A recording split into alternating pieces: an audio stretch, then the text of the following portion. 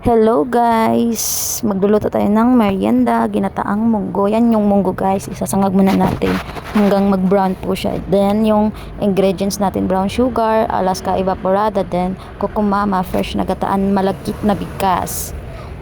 And then mag ano tayo ng malagkit na bigas, maglalaga tayo. Then ano muna natin yung munggo para mag golden brown na talaga. Yan guys, yan na yung texture na inano natin para pwede na siya. Then set aside muna natin. Then yung malagkit muna na bigas ilalaga muna natin. Then mikos hanggang maluto siya. Then ilalagay na natin yung munggo na inano natin, sinangag.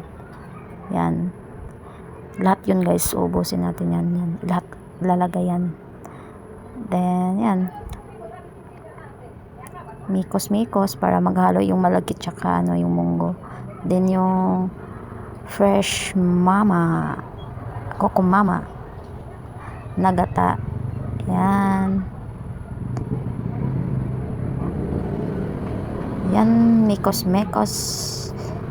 hanggang mahalo sila at maging creamy. Tapos yung evap ilalagay na natin yan, lahat yan guys ilalagay yan para mas creamy talaga yung ano natin, meriendang ginataang munggo.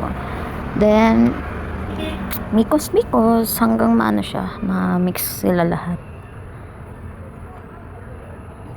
Then yan yung brown sugar, 1/2 lang yung lalagay natin, kalahati lang ng 1/4 ata yan, kalahati lang kasi parang ang tamis na.